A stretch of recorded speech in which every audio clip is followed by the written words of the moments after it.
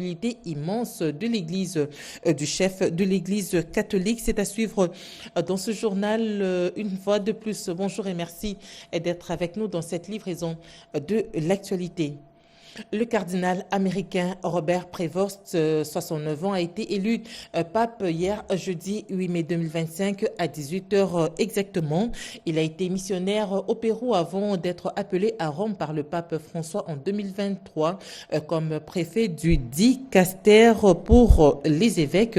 Les cardinaux confirment le choix d'une église ouverte, multiculturelle et missionnaire. Voici donc le portrait du pape François dans ce reportage de Mireille Ndeke. Né le 14 septembre 1955 à Chicago, Robert Francis Prevost est un religieux américain de l'ordre de Saint-Augustin au Sahara. Il a été ordonné prêtre en 1982 et a consacré une grande partie de sa vie missionnaire au Pérou. Il y a servi comme prêtre, formateur au séminaire, juge ecclésiastique, puis évêque de Chicago de 2015 à 2023. En reconnaissance de son engagement, il a obtenu la nationalité péruvienne en 2015. En 2023, il a été nommé préfet du dicaster pour les évêques et président de la commission pontife pour l'Amérique latine, des postes clés qui l'ont placé au cœur de la gouvernance de l'Église. Il a été créé cardinal par le pape François le 30 septembre 2023. Un pape au profil international, Léon XIV est le premier pape américain de l'histoire et son élection reflète la dimension mondiale de l'Église. Son double enracinement aux États-Unis et en Amérique latine, ainsi que son expérience missionnaire, ont contribué à son élection. Il est perçu comme un centriste, proche des orientations pastorales du pape François, notamment par son attention aux péripéties et aux populations marginalisées. Pourquoi le nom de Léon XIV? Il s'inscrit dans la lignée de papes tels que Léon XIII, connu pour son encyclique sociale, et Léon X, pape de la Renaissance. Ce choix pourrait signaler une volonté de conjuguer la tradition doctrinale et engagement social. L'élection de Léon XIV marque une nouvelle pour l'Église catholique avec un pontife au parcours international et à l'expérience pastorale diversifiée. C'est une satisfaction de l'Église catholique romaine après la désignation du pape Léon XIV. Les réactions fusent de partout à Kinshasa. Je vous propose de suivre celle de Monseigneur Donatien Cholet. Habemus Papam. Eh bien, ça ne peut être qu'une joie abondante et immense pour tout le peuple de Dieu, de l'Église Famille de Dieu qui est en RDC.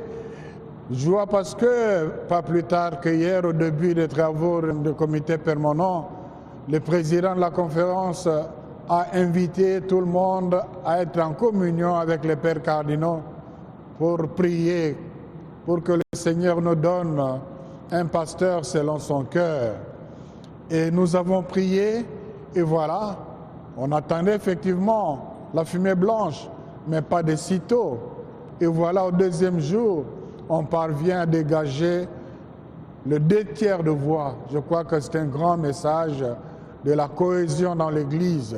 Donc, l'actuel pape ait choisi le nom de Léon XIV, ça signifie son engagement à conduire l'Église en tenant compte des changements des temps actuels, mais aussi à être attaché aux réalités sociales. Et il a démontré ses premiers mots. Vous l'avez entendu, la paix. Il a commencé par la bénédiction en termes de la paix soit avec vous. Et dans chaque phrase, on retrouvait le mot la paix. Et nous, les Congolais, nous sommes justement en quête de cette paix de façon spéciale parce que nous voulons qu'elle soit durable. Et nous prions pour qu'il ait une attention aussi particulière sur la paix en République démocratique du Congo. Tout à fait autre chose. À présent, la chef du gouvernement, Judith Suminwa Tuluka, donne des orientations dans les interventions du système des Nations Unies en RDC. C'était après avoir échangé avec les chefs des agences des Nations Unies sur le défi actuel et les orientations pour une meilleure collaboration. C'est un reportage signé Chimène Dondo, Popo Umba et Djokuku.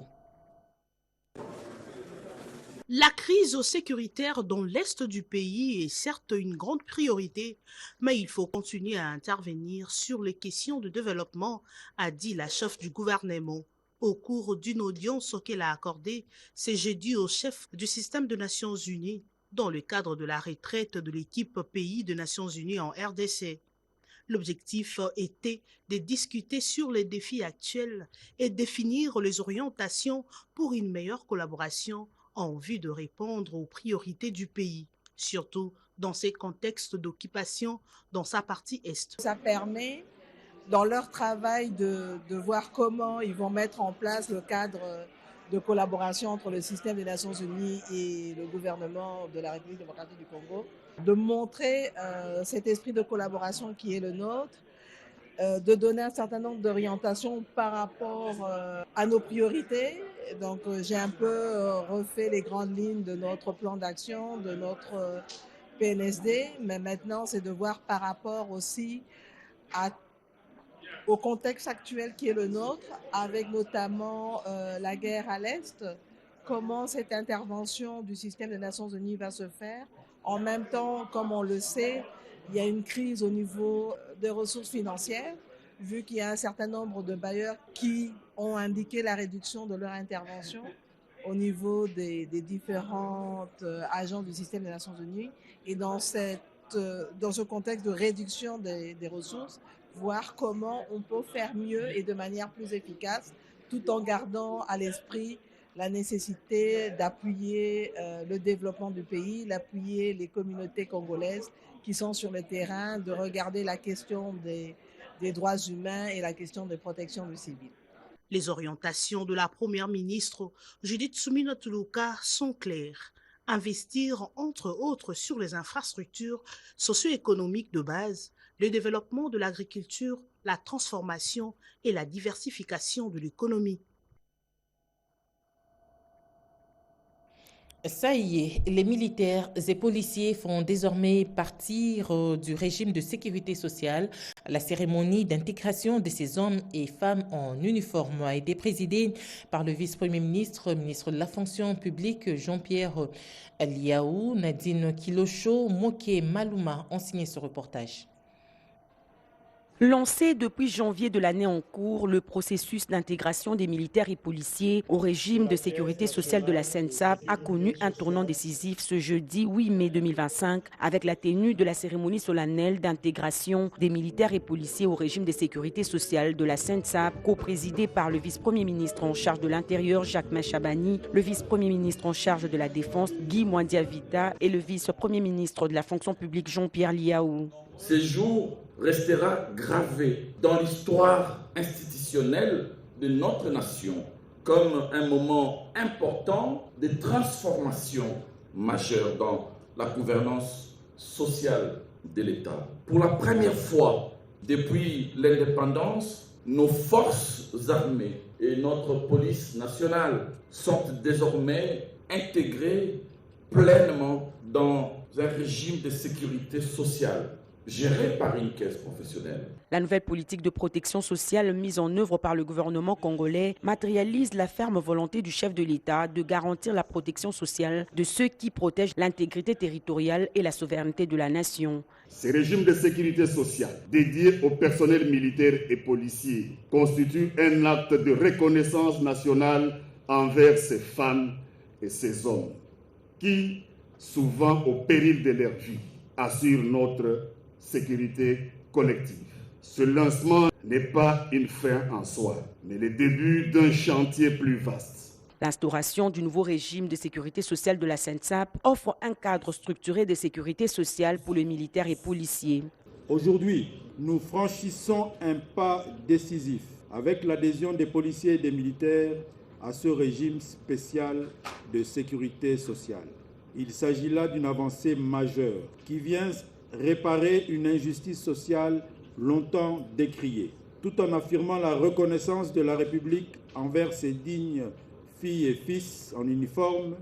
Il ne s'agit pas seulement d'une formalité administrative, mais d'un acte hautement symbolique. Après Kinshasa, la sensibilisation sur le nouveau régime de sécurité sociale intégrant les militaires et policiers va s'étendre sur l'ensemble du territoire national.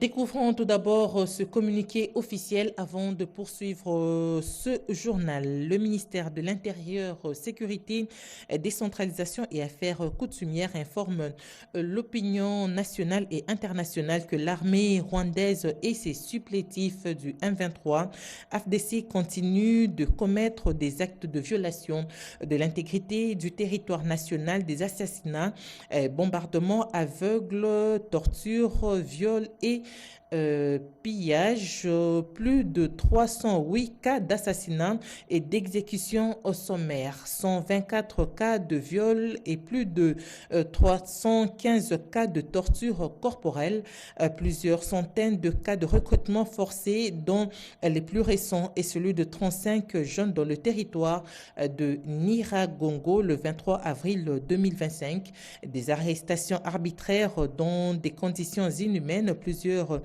cas de pillage enregistrés entre le 12 avril et le 7 mai 2025, ainsi que la spoliation et la destruction des immeubles de l'État de la province du Sud Kivu sur les 11 sites différents. On parle également de l'intensification du pillage des minerais de Rubaya avec le lancement le 2 mai 2025 à Chaké des travaux de réhabilitation de la route Chaké-Massissi exécutés par Delta Tsu Construction Charles, une entreprise rwandaise créée en 2008 et enregistrée au registre de commerce de la République du Rwanda sous le numéro 10 17 44 139. Les faits cités ci-dessous qui s'ajoutent à ceux précédents dénoncés constituent une violation flagrante des instruments internationaux, notamment la Charte des Nations Unies, acte constitutif de l'Union africaine, ainsi que la résolution 2773 du Conseil de sécurité des Nations Unies. Le ministre de l'Intérieur, Sécurité, Décentralisation et Affaires coutumières continue de documenter ces violations graves perpétrées par l'armée rwandaise et ses supplétifs du M23 FDC afin que justice soit rendue. Fait à Kinshasa le 8 mai 2025, Chabani Lukuo Biyango. Nous allons poursuivre avec ce journal. Les ressources minérales critiques et stratégiques face aux défis mondiaux actuels, rôle clé de la RDC dans la production et l'approvisionnement durable. C'est la thématique exploitée pour la 9e édition du Forum Géosciences à l'Université de Kinshasa. Le vice-premier ministre de l'économie nationale, Daniel Mukoko Osamba, y a apporté des informations sur les grands enjeux mondiaux avec les minéraux critiques et stratégiques. Rodé Panda pour le reportage. En cette période des grands enjeux mondiaux sur les minéraux critiques et stratégiques, le monde scientifique réfléchit en permanence pour mieux cerner la question. Pour la 9e édition du Forum Géoconscience de l'Université de Kinshasa, les participants ont été enrichis avec la thématique « Les ressources minérales critiques et stratégiques face aux défis mondiaux actuels, les rôles clés de la RDC dans la production et l'approvisionnement durable ». Parmi les panélistes, le vice-premier ministre, ministre de l'économie nationale, Daniel Mukoko Samba, d'une expertise aiguë, s'est penché sur les femmes. Le ministre d'État de l'Agriculture et Sécurité alimentaire, Grégoire Mchaïl Moutombe, était face au réseau des femmes entrepreneurs à qui il a expliqué le défi de la République démocratique du Congo de lutter contre le changement climatique dans la production, de plus en plus dans la production agricole. Regardez. Il est temps que le Congo nourrisse l'Afrique suite à la montée en force du changement climatique. Le ministre d'État de l'Agriculture et Sécurité alimentaire, Grégoire Muchaïl-Moutombe, peut aussi compter sur l'apport des mamans du réseau des femmes entrepreneurs et sociales du Congo. Le Mineta Muchaïl les a rassurés de son accompagnement en les dotant de terres arables, instruments et matériel aratoire après s'être organisés en coopérative. Retournons au champ pour montrer aux étrangers que nous sommes à mesure de manger chez nous. Ministre de l'Agriculture ya Zambie, ya Afrique du Sud, ya Botswana, ya Zimbabwe.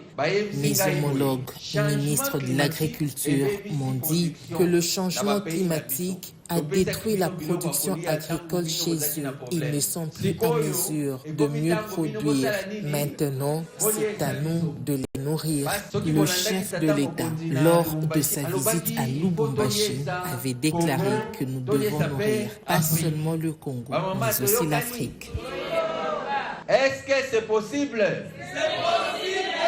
Devant les représentants des différentes structures et microfinances, ces femmes battantes ont été sensibilisées à l'entrepreneuriat dans divers domaines. Le réseau des femmes entrepreneurs qui dirige Madame Myriam Sefou a remis un diplôme de mérite au ministre d'État de l'Agriculture et Sécurité alimentaire, Grégoire Muchaïl-Moutombe, pour son engagement et leadership pour le développement du secteur agricole en République démocratique du Congo.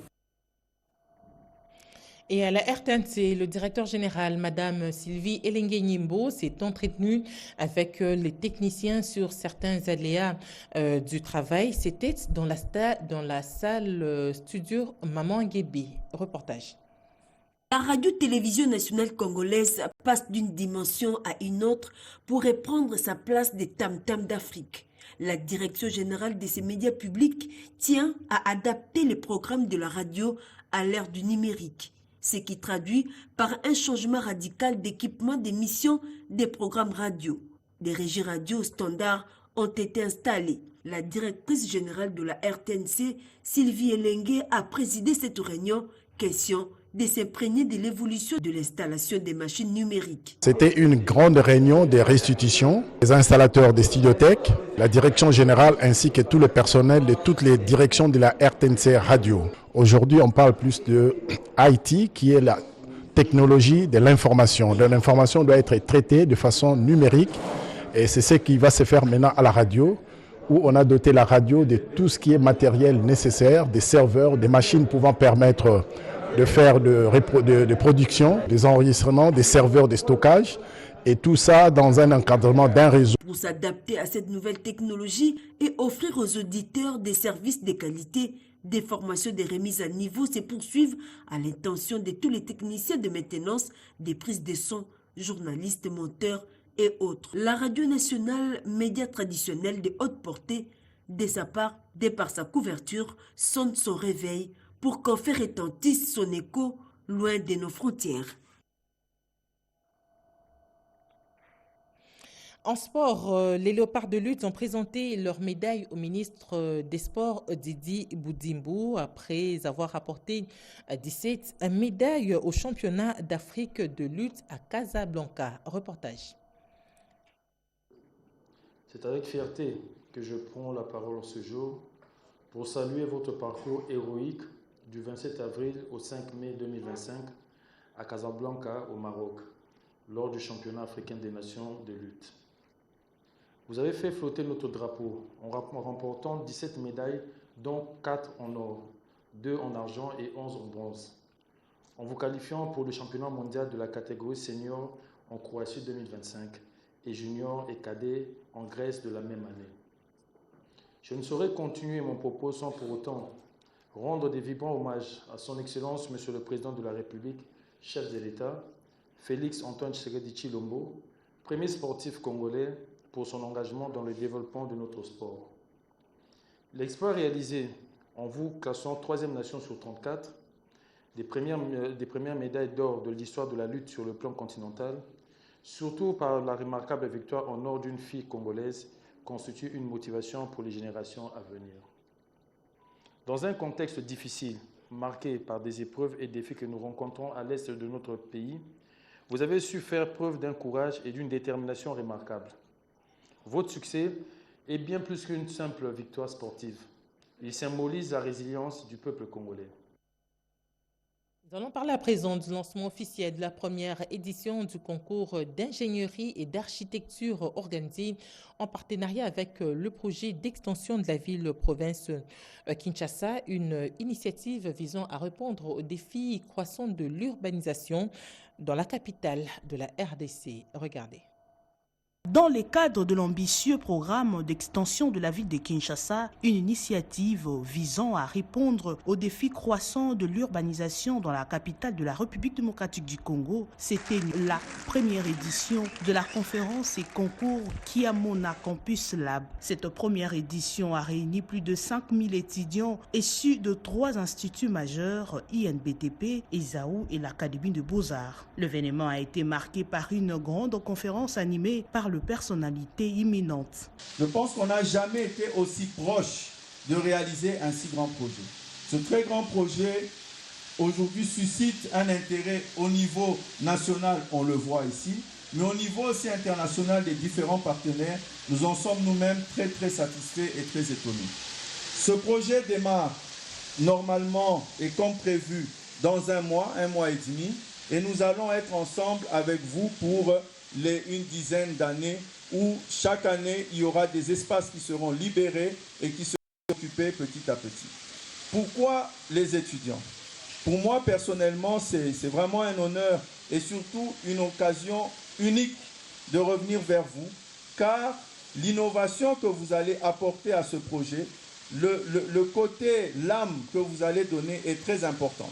Nous avons déjà plusieurs architectes et ingénieurs congolais qui vont participer dedans. Mais la jeunesse, c'est la fraîcheur.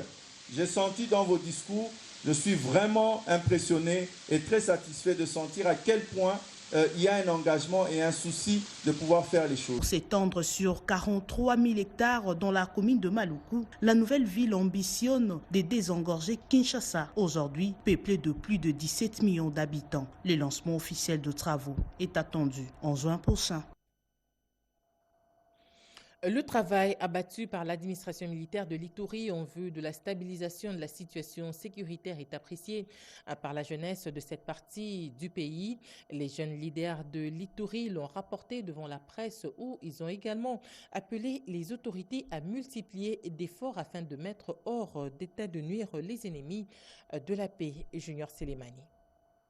Dans une déclaration faite devant la presse mardi 6 mai 2025, les jeunes leaders de l'Ituri ont vivement salué les efforts consentis par l'administration militaire en vue de rétablir complètement la paix et l'autorité de l'État. En Ituri, ces derniers ont fustigé l'attitude de certains fils égarés tendant à déstabiliser la quiétude observée actuellement en province. Les jeunes leaders restent et demeurent attachés et appuient sans embâche les efforts de paix que ne cesse de déployer le président de la République, chef de l'État, magistrat suprême, garant de bon fonctionnement des institutions et commandant suprême des forces armées de la République démocratique du Congo et de la police nationale congolaise, son Excellence Félix Antoine Tshisekedi Tshilombo. Les jeunes leaders saluent de l'occasion le travail titanesque qu'a le gouverneur militaire de l'Ituri, le lieutenant-général Luboya Kanchama Joni, dans la recherche de la paix, pacification et du développement de la province de l'Ituri. Pour consolider les acquis de paix, ce dernier formule de recommandations auprès des autorités nationales et provinciales. Au ministre d'État de la Justice et Garde des Sceaux, l'instruction à l'auditeur général de FRDC d'engager des poursuites judiciaires contre M. Thomas Lubanga, président du parti politique IPC, et l'honorable Joka Balambi, secrétaire général du parti politique IPC, pour leur participation active à la déstabilisation de la République à travers leur mouvement Convention pour la Révolution populaire, CRP. Rappelons que durant ces 4 ans de l'état de siège, nombreuses entités dans le territoire du Roumo, Djougou, Mambasa sont passés sous contrôle de FARDC grâce à la mise en place de l'approche militaire couplée ou non militaire mise en place par le gouverneur militaire, le lieutenant général Luboyanka Choma Djouni. Et dans la province du Haut-Uélé, le gouverneur Jean Bakomito a présidé le déchargement des mobiliers destinés au siège de l'Assemblée provinciale pour son opérationnalisation. C'est un reportage de Damas Essolé.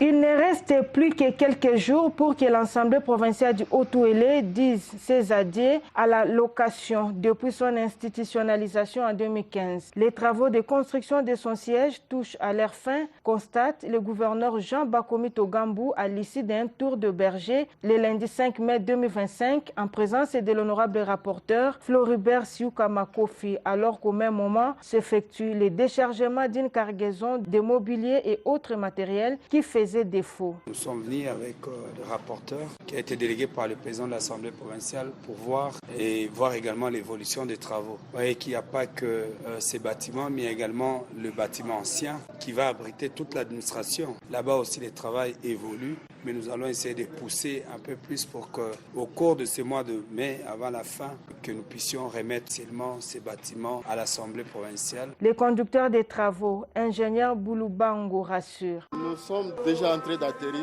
Je pense que ce n'est plus question de mois, il ne reste plus que 2 jours pour pouvoir remettre le bâtiment aux propriétaires. Au nom du président de l'organe délibérant du Haut-Uélé, les rapporteurs honorable Siouka Makofi s'en réjouit, remercie les gouverneurs et invite ses collègues à la patience. Il s'agit du déchargement des dons matériels du bureau en provenance de Dubaï. Et l'exécutif est en train de faire tout qu'on puisse regagner nos bureaux pour travailler dans de bonnes conditions. Je commence à être satisfait parce que mes yeux ont vu ces messages de joie, de satisfaction et j'en appelle nos collègues d'être patients. Dans peu de temps, nous allons regagner notre siège. Signalons que ce siège s'est construit sur financement du Trésor public et provincial. Et dans la province du Maniema, les services de sécurité ont présenté à l'autorité provinciale 23 présumés voleurs main armée, dont une femme. C'était devant le tribunal central de Kindu. Reportage. Constituant en majorité des repris de justice, évadés des prisons dont celle de Goma et Bukavu, le sud de la rébellion du M23, et bénéficiaires de la grâce présidentielle, ces Congolais parmi lesquels se trouvent 3 policiers et une femme ont été arrêtés notamment grâce à la collaboration entre les forces vives et les services de sécurité. Dans son adresse à la population, son Excellence Moussa Kabankoubi Moïse a communiqué plusieurs mesures sécuritaires prises dans l'optique de mettre fin à l'insécurité au chef-lieu du Maniema. Nous avons fait un constat, il y avait un relâchement au niveau de la sécurité dans la ville de Kindu. C'est comme ça que nous avions réuni toutes les forces vives autour du comité provincial de sécurité. Nous avons même élargi ces réunions-là du comité provincial de sécurité aux députés provinciaux élus de la ville de Kindu, aux chefs de bloc, aux chefs de quartier, à la société civile. Nous avons arrêté des mesures qui ont commencé à porter leurs fruits. Aujourd'hui, nous sommes venus présenter une vingtaine de criminels devant toute la population du Maniema. Nous avons sensibilisé la population sur sa collaboration avec les services de sécurité pour qu'enfin nous puissions rétablir la sécurité dans la ville de Kindu et dans la province du Maniema en général. Il s'est enfin de noter que ces personnes seront jugées en procédure de flagrance. C'est vendredi 9 mai 2025, renseignent les sources judiciaires. À place à présent à la revue de presse, Jean-Pierre Ndolo Demazou nous fait une sélection des principaux titres parus ce matin, entre autres la désignation du nouveau chef de l'Église catholique romaine. Il s'agit du pape Léon XIV. Jean-Pierre Ndolo Demazou.